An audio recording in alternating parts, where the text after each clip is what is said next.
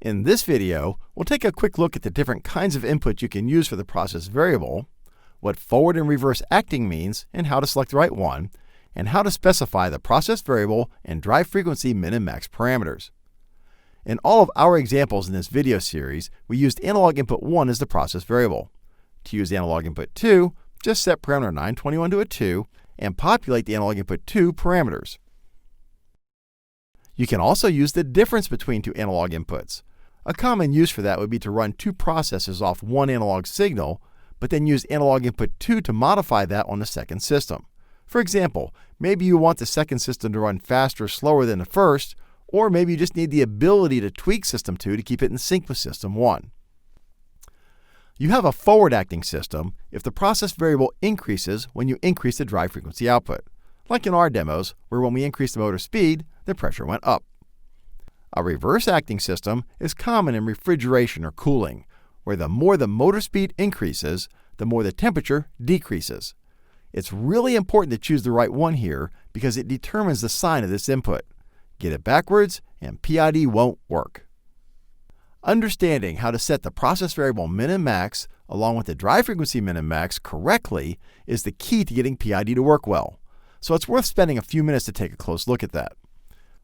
The starting point with PID is always fundamentally understanding how your system works. In the quick start videos, we ran our system across all possible drive speeds and all possible loads to produce these curves.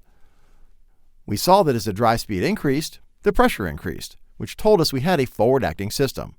And it did it in a roughly linear fashion between these drive speeds. That's important. The more linear system is, the better PID will work. Centrifugal pumps always require some minimum speed to operate, and in the quick start videos, we found for our system that turned out to be around 20 Hz. At the top end, we maxed out our 0 to 15 psi pressure sensor before getting to the full drive speed for 3 of the loads, so things go non-linear past this point. We want to maintain 6 psi, so we really only need to operate the motor between roughly 35 and maybe 42 Hz. But we don't want to limit PID to that range. We want to give PID as much motor range as we can. Why? So PID can recover quickly.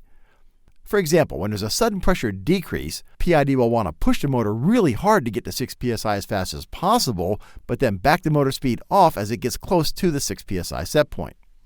It's kind of like when you accelerate your car onto the highway.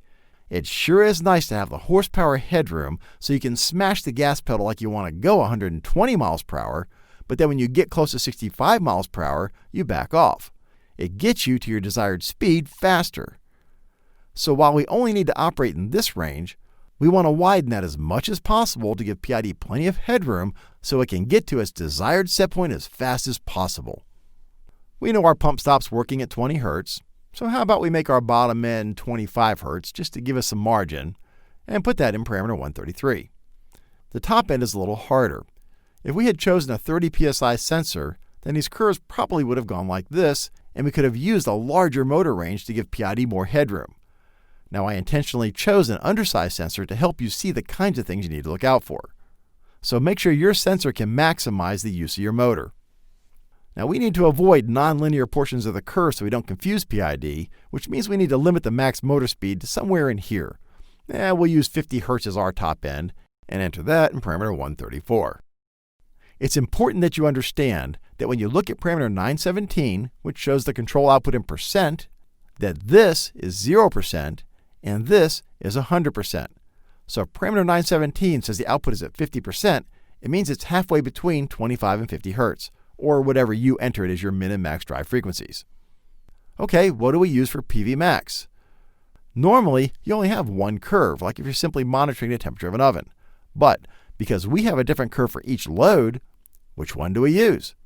Well, if you just take an average, it'll get you pretty close, and we can tweak it later if we need to. So we just grab this guy for PV max and this guy for PV min and enter them into parameters 922 and 923. The point is, we're going to hand PID a line that goes from this point to this one, and PID will use that line to adjust the motor to react to changes in the process variable to maintain 6 psi. The better that line approximates your actual system, the better PID will work. I've already entered all 4 of those into the drive, so let's switch this thing on and try it. I have P set to 2 and I set to 5 for this demo. Looks like to hold 6 psi, PID has the drive running at around 33.4 Hz. Except it's not quite at 6 psi, which means our line is a little bit off. Well, the curves are most spread apart up here, so this is where the average is most likely off a bit. So I'll simply go to parameter 923 and tweak the PV max value to bring that up to 6 psi. Well, that's it, we're done. I'll close the valves, and sure enough, PID tracks it and automatically adjusts the motor speed to get the system back to 6 psi. Now, what if you can't access your system to create a nice process variable versus drive frequency curve like this? Well, there are a couple things you can do that aren't perfect, but will get you by in a pinch. You know your system, so you could probably come up with a pretty good guess on a couple data points you can use to extrapolate PV min and max over whatever you know your drive's min and max operating frequency should be. You'd be surprised at how tolerant PID is of that line you give it as long as you're in the ballpark. It won't give you optimal results, but you'll be amazed at how well it works. As a worst-case example of that, the other method is to simply blindly use the 0 to 60 Hz and full range of your sensor, which is 0 to 15 psi for this demo. So instead of this, our line will look like this. Will that work? Well, let's find out. I'll go to parameter 922, the PV min, and push it down to 0. And parameter 923, and push it up to my sensor's max of 15 psi. Then over to parameter 133 to change the min drive's frequency to 0 Hz, and parameter 134 to change the max drive frequency to 60 Hz. The drive is now set up to use this line to determine how it's going to change the drive frequency output to react to changes in the process variable. Let's go to parameter 2 so we can see the drive speed. And it looks like PID is holding the drive at around 33.2 or 3 Hz to maintain 5.9 psi, regardless of how many valves I have open or closed. But wait a minute, why isn't that at 6 psi? Well, it's because we didn't use the right points for the process variable and drive frequency min and max settings. We could tweak the PV min and max values to make it better like we did a minute ago, or we can just cheat and go to parameter 911 and artificially raise the set point. Looks like if we tell it to go to 6.1, maybe 6.12 psi, we'll actually get 6 psi. Cool. It's important to understand that the only reason this works so well is my sensor is really well matched to my process. 0 to 15 psi happen to track my process reasonably well across the drive's 0 to 60 Hz range. Suppose I had a 0 to 100 psi sensor, and we use the full range of that sensor for PV min and PV max. Now our line isn't close to our process at all, is it? Would that have given us such good results? Well, no, it would have been way off. Regardless, even though we didn't use the actual system curves, we're still able to get a reasonable tuning regardless of load. Pretty cool.